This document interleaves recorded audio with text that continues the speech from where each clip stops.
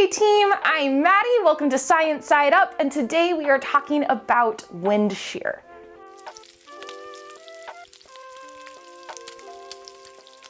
Wind shear just refers to how does wind speed and direction change with height.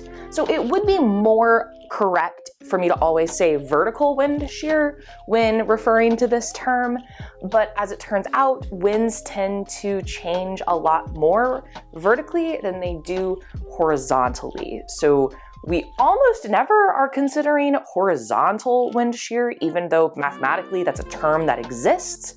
So when a meteorologist says wind shear, they mean vertical wind shear.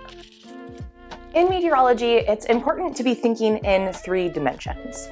And so we're gonna call winds that blow in the X direction my U wind, winds that blow in the Y direction are my V wind, and we can bring those together in one vector that we would be like U vector. So that looks something like this.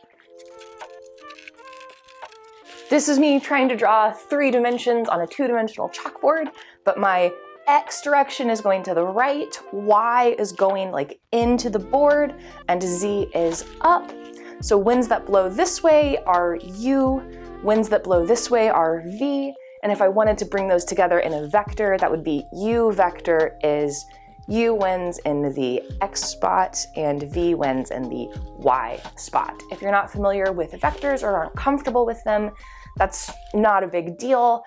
Just kind of keep in your mind that this is what U and V wind are.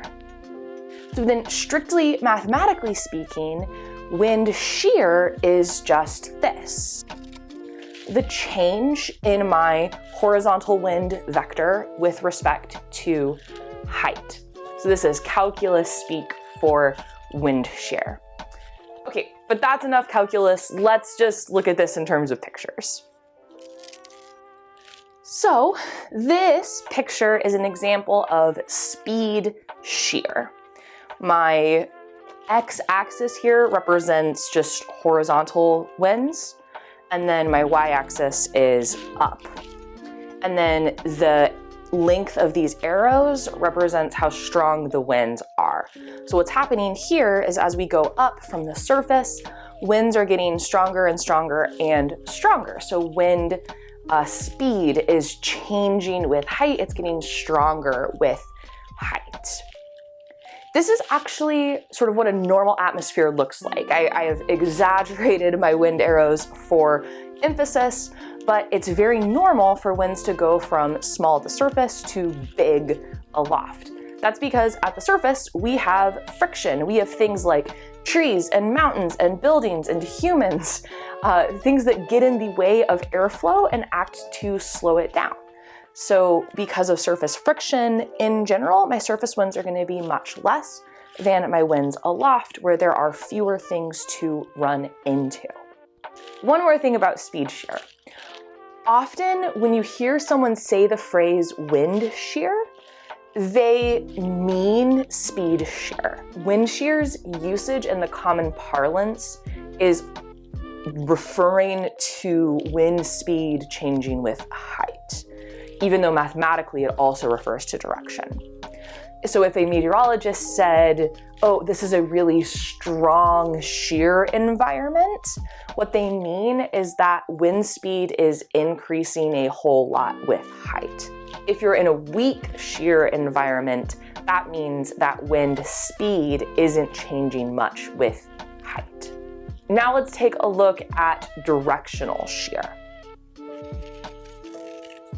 These yellow arrows represent directional shear. So the wind direction, which way that arrow is pointing, is changing with height. This pattern that you're seeing, where my wind direction is as we're going up, we're sort of rotating counterclockwise, that's called backing. And if it were to go the other way, we would refer to that pattern as veering, and that's actually the subject of our next video. And that's wind shear. It's just how my horizontal winds change with height. Wind shear is incredibly important for the formation of different types of storms. For example, to make a tornado, you need a pretty strong shear environment. but on a completely different type of storm, if you want to make a hurricane, you actually need a pretty weak shear environment. And we'll talk more about both of those later, but I just wanted to give you an idea of why understanding shear can be important for, storms and things. Okay, team, that's all I've got for you today. I hope you liked this video, and I will see you all in the next one. Bye, team.